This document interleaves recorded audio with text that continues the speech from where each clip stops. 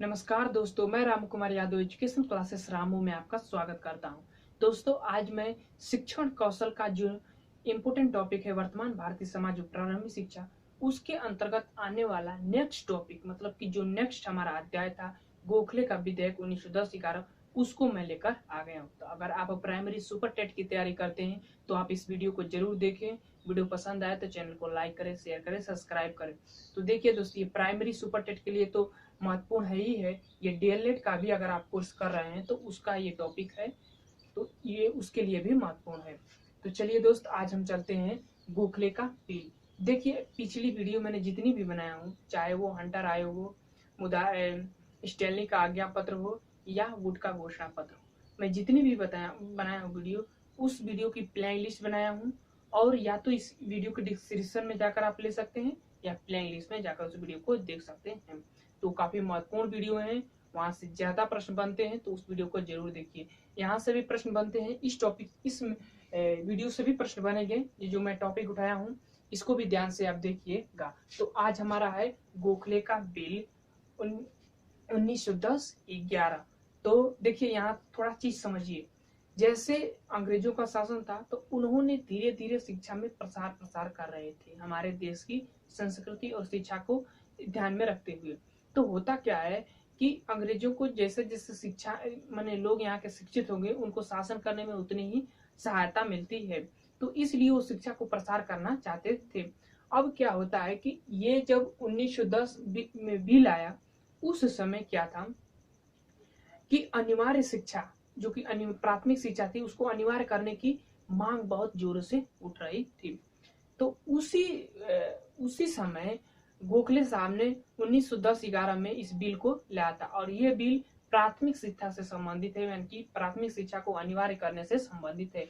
तो काफी बार प्रश्न बना है कि प्राथमिक शिक्षा को अनिवार्य करने से संबंधित कौन सा बिल है, तो गोखले का बिल 1910-11। ये प्रश्न सबसे ज्यादा बना है, तो इस प्रश्न को ध्यान रखिएगा, आगे इसको मैं बताऊंगा। तो देखिए, गोखले साहब ने एक बिल पेश किया 19 मार्च 1910 को। गोपाल कृष्ण गोखले ने केंद्रीय सभा में एक प्रस्ताव रखा कि भाई देखिए, एक समिति का गठन करिए, वह समिति प्राथमिक शिक्षा को अनिवार्य करने पर विचार करे। अंग्रेजों ने क्या किया कि इनकी इस बिल को मतलब कि स्वीकार किया, और इनको वादा किया कि हम एक समिति का गठन करेंगे और इस पर विचार किया जाएगा। लेकिन क्या होता है कि जैसे इन्होंने फिर क्या किया कि अपना बिल वापस ले लिया। अब क्या हुआ कि धीरे धीरे समय बीतता गया, और एक साल समय बीत गया, इस पर कोई विचार किया ही नहीं गया। फिर 16 मार्च 1911 को गोखले ने केंद्रीय सभा में डायरेक्ट बिल के रूप में पेश कर दिया इसको। अब क्या हुआ, जब इसको बिल के रूप में पेश किया गया, तब उस समय सरकार ने जवाब दिया कि देखिए, इस देश की मतलब कि भारत की जो है आय बहुत कम है, और यहाँ की पॉपुलेशन मतलब कि जो जनसंख्या बहुत तीव्र गति से बढ़ रही थी उस समय। तो इस ऐसे स्थिति में अगर हम शिक्षा को अनिवार्य करेंगे तो उस देश की आर्थिक स्थिति जो है बहुत ही संकट में आ सकती है। तो इसलिए अंग्रेजों ने ये बात कहा जब इन्होंने अपना बिल डायरेक्ट पेश किया। अब इनके बिल में क्या क्या इन्होंने सिफारिशें किया था, उसको समझ लेते हैं। तो समझ में आ गया कि अंग्रेजों ने इसको, जब इन्होंने 1911 को गोखले केंद्रीय सभा में बिल पेश किया, तो उस समय क्या है, जो अंग्रेजी सरकार थी, इनके बिल का जवाब दिया था। तो अब इनकी सिफारिशें देख लेते हैं, जो बहुत ही महत्वपूर्ण है। बिल की सिफारिशें, पहला है कि यदि सरकार स्वयं अनिवार्य शिक्षा की व्यवस्था नहीं कर सकती तो वह यह कार्य स्थानीय निकाय पर छोड़ दे, मतलब कि जो स्थानीय स्वशासन होते थे उस पर इसको कार्यभार इसको सौंप दिया जाए। ठीक। दूसरा, इन्होंने क्या कहा था अपने बिल में कि समाज में अनेक कुरीतियां व प्रथाओं के कारण इसे अनिवार्य शिक्षा केवल 6 वर्ष से 10 वर्ष तक, यानी कि 4 वर्षों तक ही बस रखा जाए, तक ही सीमित हो। यानी कि 4 वर्षों तक अनिवार्य शिक्षा रखा जाए, हर व्यक्ति को प्राथमिक शिक्षा 4 वर्ष की पूरी करनी है। ठीक। तथा साथ ही पहले लड़के के लिए मतलब कि पहले लड़कों के लिए अनिवार्य किया जाए, शिक्षा किया जाए, और फिर बाद में लड़कियों के लिए जैसे जैसे देखा जाए उसके हालात के अनुसार लड़कियों के लिए भी अनिवार्य शिक्षा कर दिया जाए। प्राथमिक शिक्षा 4 वर्षों के लिए सिर्फ 6 से 10 वर्ष के अंतर्गत बच्चों के लिए। ठीक। तीसरा था इनका सिफारिश की सरकार चाहे तो सरकार ये नहीं होना चाहिए। सरकार चाहे तो किसी विशेष जाति या समूह को इस कानून से अलग कर सकती है। मतलब किसी विशेष जाति को या किसी विशेष समूह को इस बिल से या इस कानून से अलग कर सकती है, सरकार चाहे तो। चौथा है, हर साल के बजट में शिक्षा के प्रगति पर भी प्रकाश डाला जाए। मतलब कि हर साल के शिक्षा के प्रगति पर विचार है, मतलब कि प्रकाश डाला जाए, ठीक, बजट जब पेश किया जाए तो। पांचवा है, कम मासिक आय वाले प्राथमिक माता पिता के बच्चों से शुल्क न लिया जाए। मतलब कि जिनके माता पिता की जो आय है वो कम हो तो उनके बच्चे से शुल्क न लिया जाए, ठीक, यानी कि मुफ्त में उनको शिक्षा दी जाए।